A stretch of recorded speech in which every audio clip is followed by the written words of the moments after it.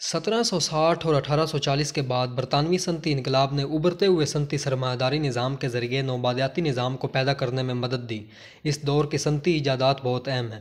1764 میں ہارگریوز نے اسپننگ جینی، واٹس نے بھاپ کا انجن، 1719 میں آرٹ رائٹ نے واٹر فریم اور کارٹ رائٹ نے 1785 میں پاور لوم ایجاد کیے۔ ایجاد ہی اہم چیز نہیں ہوتی بلکہ اس کے استعمال کو فروغ دینے کے لیے سرمایہ لگانا بھی اہم ہوتا ہے۔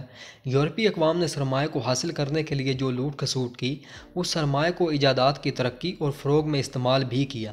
تاریخ میں ایسی بہت سی ایجادات ہیں جو بیکار پڑی رہیں۔ ٹیکسٹائل کی صنعت میں سب سے زیادہ انقلابی تبدیلیاں آئیں۔ 19ویں صدی کے شروع میں برطانیہ میں کپڑا تیار ہونے لگا تھا، لیکن اس کے مقابلے میں مشرق کا کپڑا زیادہ سستا اور اچھا ہوا کرتا تھا۔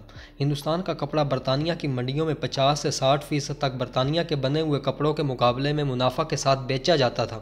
اس لیے اہل برطانیہ نے اپنی کپڑے کی صنعت کو بچانے کے لیے ہندوستان کے کپڑے پر 70 سے 80% تک ڈیوٹی لگانے کا منصوبہ بنایا اور کچھ حالات میں اسے بالکل ممنوع کر دیا، لیکن اس کا اثر ہندوستان پر تباہ کن ہوا۔ اس پالیسی کے تحت نوبادیات میں سے ان تمام صنعتوں کا خاتمہ کر دیا گیا جو ان کی صنعتوں کا مقابلہ کر رہی تھی۔ آج بھی تیسری دنیا کے ممالک کو سوچے سمجھے منصوبے کے تحت غیر صنعتی بنایا جا رہا ہے۔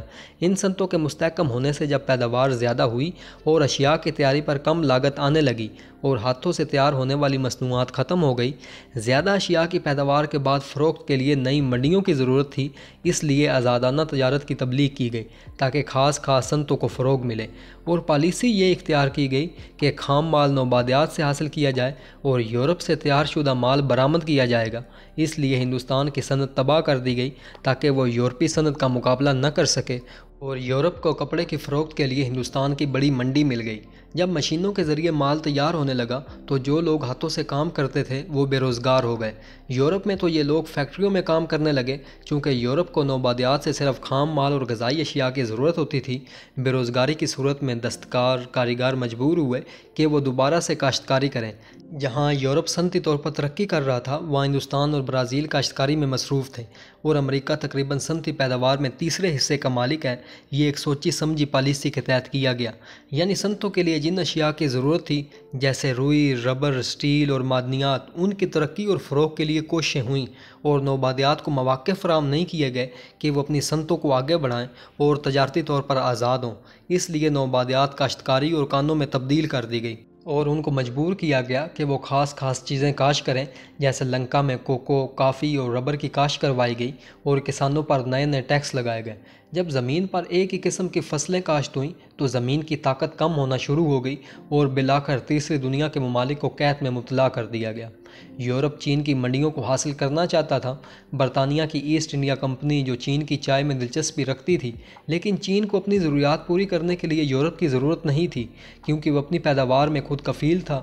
اس لیے برطانیہ نے ہندوستان میں تیار کی ہوئی افیون کو بیچنے کے لیے ناجائز طریقوں کو استعمال کرنا شروع کر دیا۔ ایک مرتبہ جب منشیات کی یہ تجارت چین میں قائم ہو گئی تو یورپ کو وہاں دوسری اشیاء کی فروخت کے لیے نئی منڈیاں حاصل ہو گئیں۔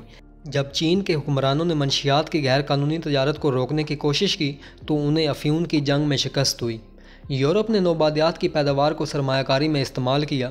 ریلوے کی ابتدا کے بعد یورپی صنعتوں کے لیے منڈیوں کا بے انتہا اضافہ ہو گیا۔ 1912 میں برطانیہ نے 14% ریلوے لائنوں پر خرچ کیا، لیکن نوبادیات کے لوگوں کی فلاح و بہبود پر کچھ خرچ نہیں کیا، نہ ہی اندرونی تجارت کو فروغ دیا اور نہ ہی لوگوں کی سہولت کے لیے پبلک ٹرانسپورٹ بنائیں۔ نوبادیات کی پیداوار سیدھی بندرگاہ پر لائی جاتی اور وہاں سے جہازوں میں لاد کر انہیں یورپ لایا جاتا تھا۔ 1880 تک افریقہ کا ایک حصہ نوبادیاتی نظام کے تحت آیا تھا۔ یورپ کو افریقہ کی ضرورت تھی تاکہ اس کی زمین، کانیں، منڈیاں اور لوگوں کی محنت کو اپنی صنعت کے لیے استعمال کر سکیں۔ افریقہ کی خود مختاری کو گن بوٹ کے ذریعے ختم کر دی گئی۔ گن بوٹ اس مقصد کے لیے تھی کہ غلاموں کی تجارت بند ہونی چاہیے، کیونکہ امریکہ کو اب افریقی غلاموں کی محنت مزدوری کی ضرورت نہیں تھی۔ اس لیے جب فرانسیسیوں نے اوگوئے کی زمینوں پر قبضہ کیا تو غلاموں کی تجارت کو روکنے کے لیے جگہ جگہ چوکیاں بنائی گئیں۔ یورپی یہ بات سمجھ چکے تھے کہ جب تک امن و امان قائم نہیں ہوگا وہ افریقی زرعی فارموں اور کانوں کو لوٹ نہیں سکیں گے۔ یورپی صنعتی ممالک جرمنی، اٹلی، بیلجیم، فرانس اور برطانیہ 1885 میں برلن میں اکٹھے ہوئے تاکہ ایک معاہدہ کے تحت افریقہ کے ٹکڑے ٹکڑے کر کے آپس میں بانٹ لیں۔ افریقہ کی تقسیم کا مقصد صنعتی یورپ کی خام مال اور غذا کی ضروریات پوری کرنا تھا۔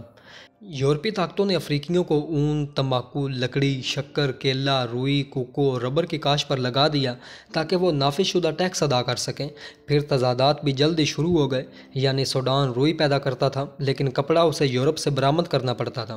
آئیوری کوسٹ کوکو تو پیدا کرتا تھا لیکن چاکلیٹ اور کوکو کے ڈبے اسے درآمد کرنا پڑتے تھے۔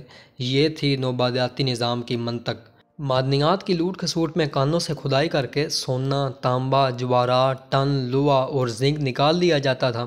یعنی دوسری جنگ عظیم کے بعد گینی سے جو باکسائٹ لایا گیا، فرانسیسی اور امریکی سرمایہ داروں کے ہاتھوں یہ باکسائٹ ایلومینیم میں تبدیل ہو گئی اور بڑے بڑے صنعتی شہروں میں اس سے بجلی کا سامان، برتن، سگریٹ کے فوائل اور زیورات کے ڈبے بننے لگے۔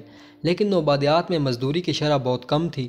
کم مزدوری کا مطلب زیادہ منافع تھا۔ روڈیشیا میں مزدور کو مہینے میں 7 شلنگ تنخواہ دی جاتی تھی اور مقامی لوگوں سے زبردستی کام کروانے کے لیے جسمانی اذیتیں بھی دی جاتی تھیں اور عورتوں کی عزت بھی لوٹ لی جاتی تھی۔ یورپی طاقتوں نے افریقہ کے علاوہ ایشیا کے بہت سے ملکوں کو فتح کر لیا تھا۔ امریکہ اور جاپان بھی صنعتی ملکوں کی دوڑ میں شامل ہو چکے تھے۔ امپیریلسٹ طاقتیں آپس میں لڑ رہی تھیں کیونکہ اب نئے علاقوں پر قبضہ ایک دوسرے سے چھین کر ہی کر سکتے تھے۔ اور 20ویں صدی کے ابتدائی عرصے میں جرمنی، آسٹریا ہنگری اور عثمانیوں کے درمیان معاہدہ ہوا۔ جرمنی اپنے حصے میں آنے والے علاقوں سے خوش نہیں تھا، اس لیے اس نے روس کو ناراض کر کے عثمانی سلطنت ہیبسبرگ کے علاقوں پر قبضہ کرنا چاہا، تو دوسرے گروپ میں برطانیہ، فرانس اور روس نے آپس میں ملاپ کر کے خود کو اتحادی طاقتیں کہا۔ اٹلی، جاپان اور امریکہ نے ان کا ساتھ دیا۔ سب یہی چاہتے تھے کہ انہیں زیادہ سے زیادہ حصہ ملے، لیکن جب 1917 میں روس میں انقلاب آیا تو اس نے اپنی تمام توجہ خود کو صنعتی ملک بنانے پر مرکوز کر دی۔ پہلی جنگ عظیم میں جرمنی، آسٹریا اور ترکی کو شکست ہوئی۔ جرمنی نے نہ صرف اپنی یورپی فتوحات سے ہاتھ دھوئے بلکہ اس کی نوبادیات پر بھی دوسروں کا قبضہ ہو گیا۔ اسی دوران ریاست ہائے متحدہ امریکہ نے بھی براعظم امریکہ میں اپنی امپائر تشکیل دی۔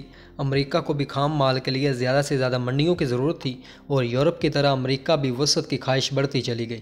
جب امریکہ میں صنعتی ترقی ہوئی تو شمالی اور جنوبی ریاستوں میں خانہ جنگی شروع ہوئی اور شمالی ریاستوں کی بھی یہی خواہش تھی کہ زرعی فارموں سے غلامی کا خاتمہ کر دیا جائے تاکہ غلاموں کی آزادی کے بعد انہیں اپنی صنعتوں کے لیے سستی مزدوری مل جائے۔ امریکہ نے 1823 میں لاطینی امریکہ کو منرو نظریات کے تحت اپنے تحفظ میں لے لیا، یعنی براعظم امریکہ کے دوسرے علاقوں کی بنیادی خرابیوں اور ان کو مہذب بنانے کا کام امریکہ کا ہے۔ یورپ اور امریکہ کے درمیان معاہدہ تھا کہ یورپ لاطینی امریکہ کی نوبادیات میں مداخلت نہیں کرے گا۔ امریکہ نے اپنے اثر و رسوخ کو بڑھانے اور لاطینی امریکہ کے ذرائع کا استحصال کرنے کی غرض سے وہاں ایسی فصلوں کی کاشت شروع کی جس سے جلد ہی پیسہ کمایا جا سکے۔ دیہات میں رہنے والے لوگ زراعت کی پیداوار سے پیسہ کماتے تھے۔ ایسی تمام زرعی اور صنعتی پیداوار جس سے فائدہ نہیں ہوتا تھا انہیں نظر انداز کر دیا جاتا تھا۔ اس نظام میں ایک خاص قسم کے تعلیمی نظام کو رائج کیا گیا۔ لوگوں کو اس قسم کے مقدس گیت اور دعائیہ نغمے یاد کروائے گئے جو انہیں عیسائیت کا غلام بنا دیں۔ لیکن نوبادیاتی نظام کی مخالفت بھی کی گئی۔ عورتوں نے بار بار ظالمانہ ٹیکس کے خلاف مزاحمتیں کی۔ کاشتکاروں نے بھی اپنی فصلیں یورپیوں کے ہاتھوں بیچنے سے انکار کر دیا۔ دوسری جنگ عظیم کے بعد جب یورپی ڈھانچہ کمزور ہوا تو تیسری دنیا کے ممالک میں آزادی کی آوازیں شدت سے بلند ہونا شروع ہو گئیں۔ 1949 میں چیئرمین ماؤ نے غیر ملکی طاقتوں کو باہر نکال پھینکا اور ہندوستان نے بھی برطانیہ سے آزادی حاصل کی۔ نوبادیاتی نظام سے نکل کر جو ممالک غیر ترقی یافتہ رہ گئے اور انہی ملکوں کو اب تیسری دنیا کہا جاتا ہے۔